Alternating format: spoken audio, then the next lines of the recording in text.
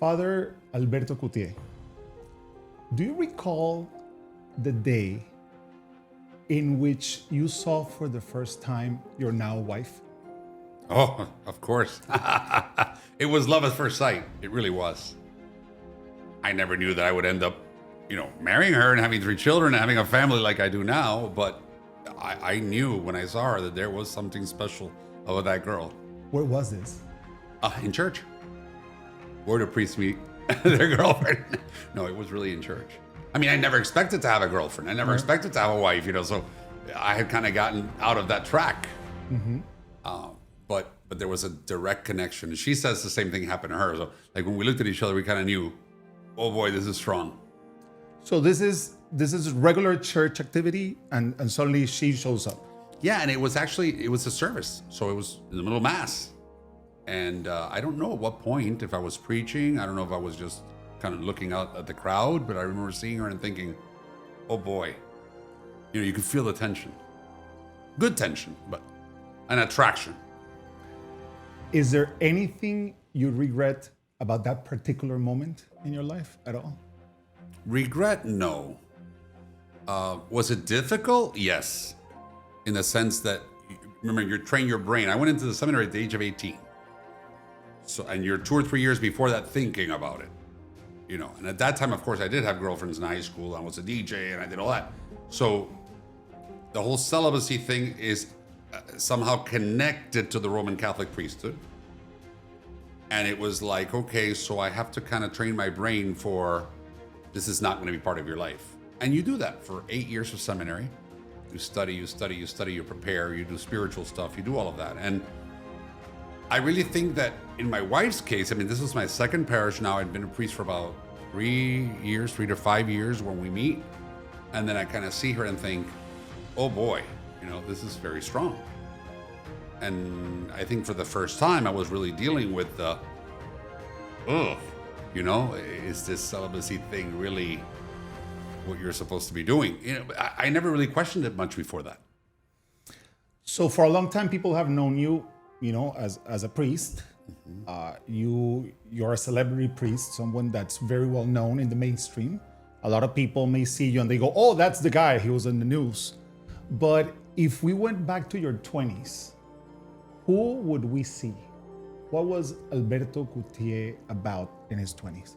Interesting. It was all about this goal of trying to be the best priest in the world, to change the world. We're very idealistic at that age. And I think that idealistic in a good way. And I look at young people that are like that. I think, great, go for it. Because everybody has a different path. That's a fact.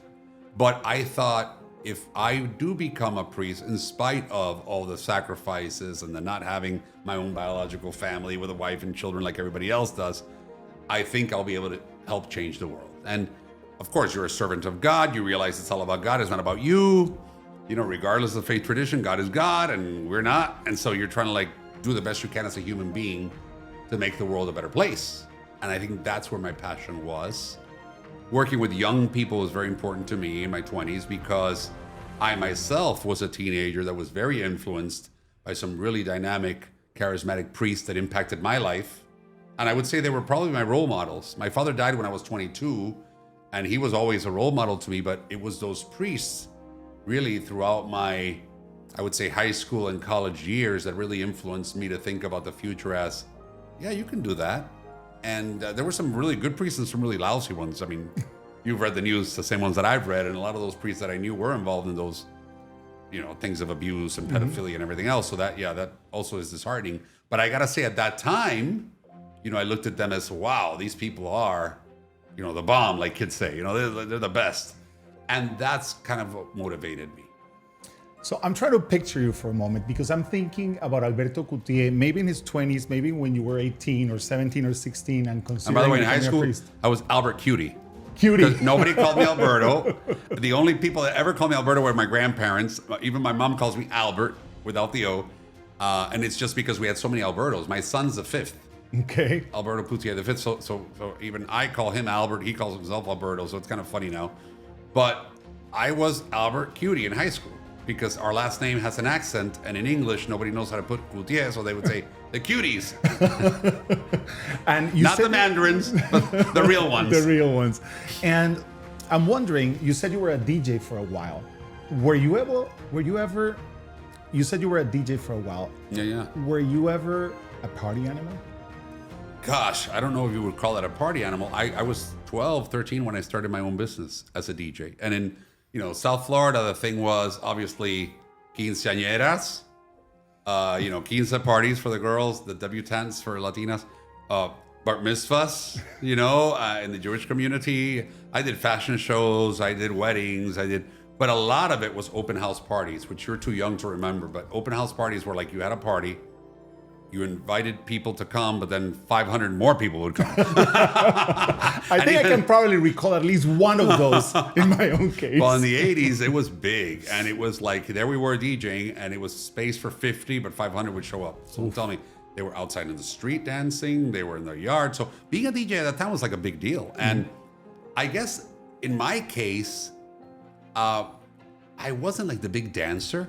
Some of my other DJ partners were. I was the one behind the turntable spinning. I was really into the music and into the technical stuff. So I was into the mixer, the turntables, making sure the speaker sounded just right. The volume, obviously, you wanted the 800 watt amp and blow away everybody in the neighborhood. But at the end of the day, when I look at it now, it's not that different from being a priest, because at that time I was making noise to help people party. When you become a priest, you're making noise for God. So for me, DJing was kind of like a very similar vocation, but just in a different path. I would have never thought anybody would compare a party with making noise for God, but it makes a lot of sense. Yes. Now, over the years, you become this celebrity. You start being on radio and TV and everywhere, English and Spanish, and you become this celebrity priest. How did that come about, and how did that impact your process and your career of faith? It's funny, I'm managing my own business, I tell people, on Miami Beach, in a very popular parish that I had no idea was a celebrity parish, by the way.